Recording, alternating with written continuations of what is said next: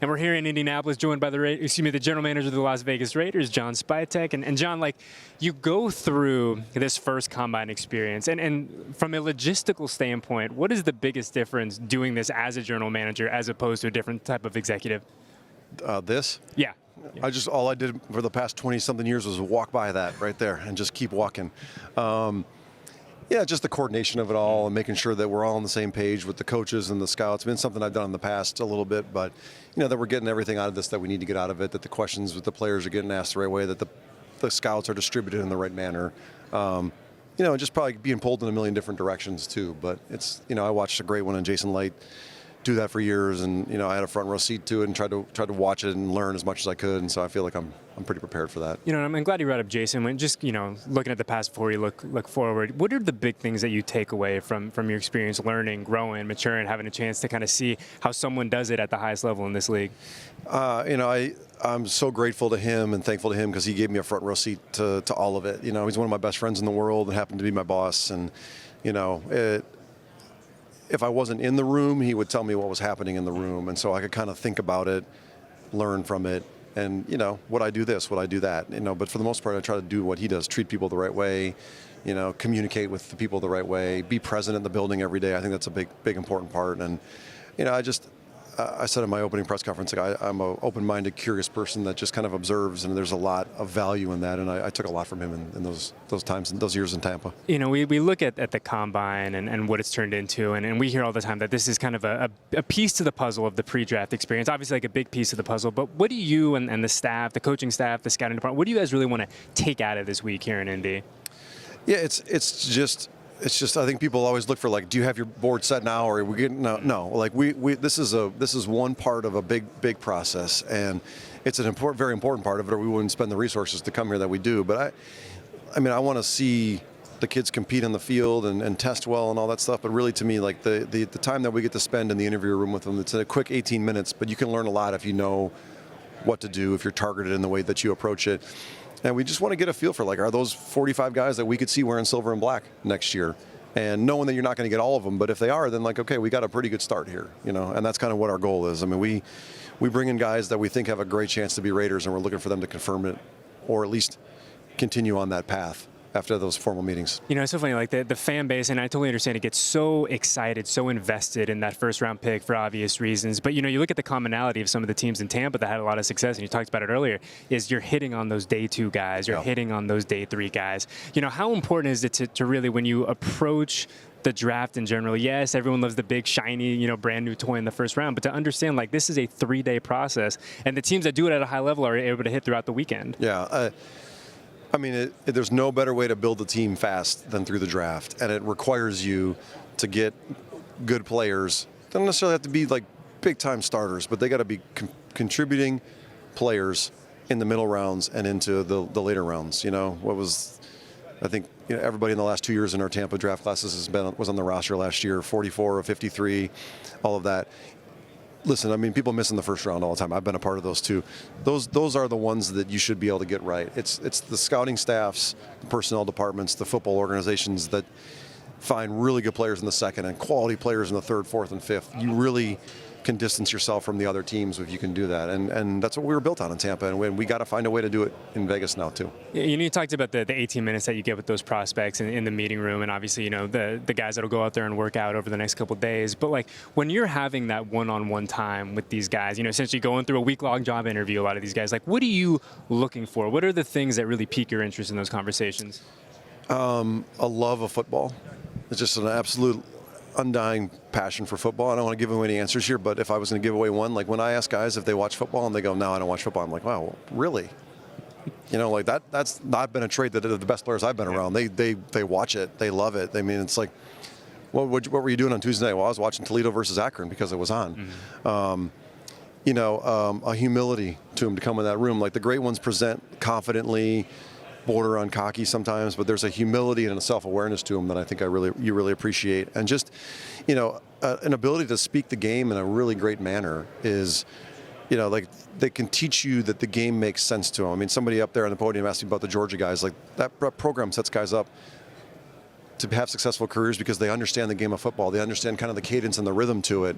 And 18 minutes isn't a lot, but you can get a pretty good feel in those 18 minutes if you're doing the right things and looking at the right things. Yeah, speaking of the Georgia guys, a pretty good one. We're in silver and black right now in Brock Bowers. And just in like a very general sense, like what does having a tight end like Brock do for really the totality of an offense in 2025?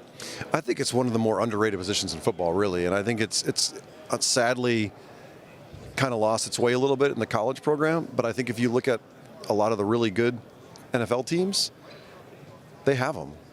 Travis Kelce, Gronk forever, Sam Laporta. We have one now. I mean, he is really good. And there's a comfort there for the quarterback. They can still create explosive plays. There's a reliability.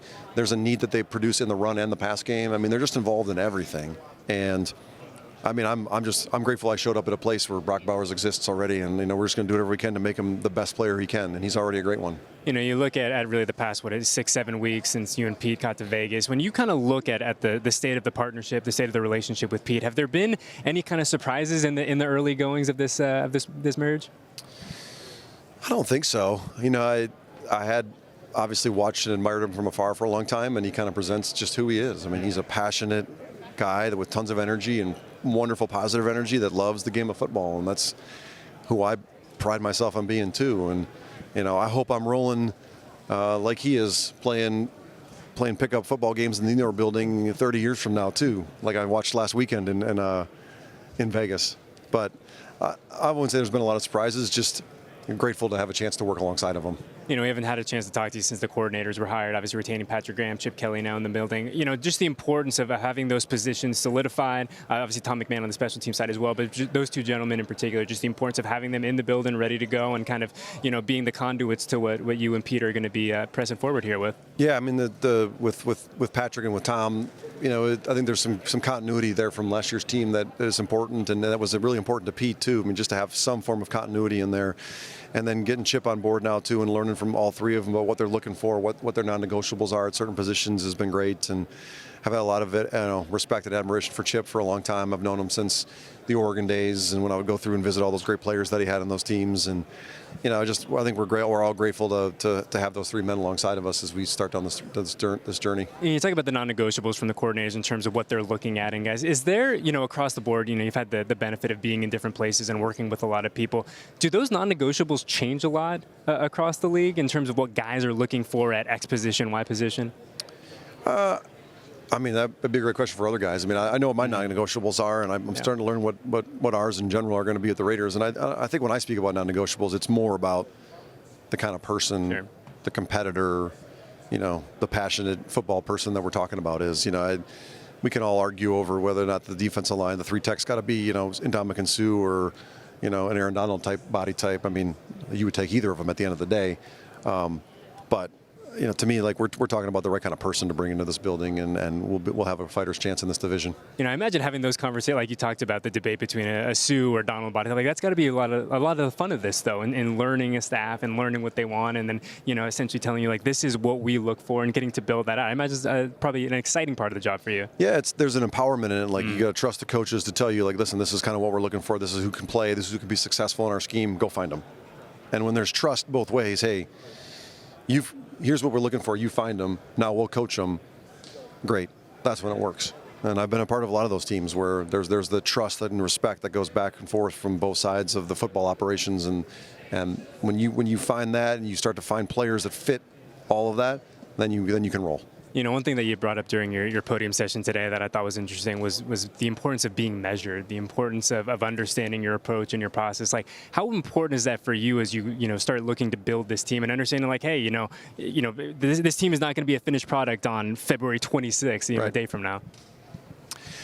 Yeah, I think you want to build a great foundation of the right kind of people and players so that we can be competitive for a long time. I mean, one of the things that Tom and I often talk about, and really it's Tom's vision, is your goal really is to be one of the final 8 to 4 teams every year with a chance to win.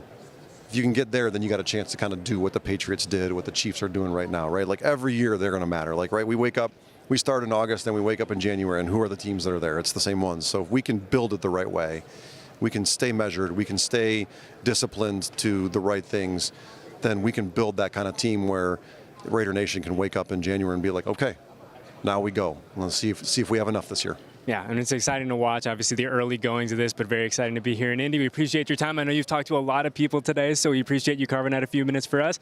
Best of luck, and we'll see you the rest of this week, okay? Appreciate you, my man. Thanks.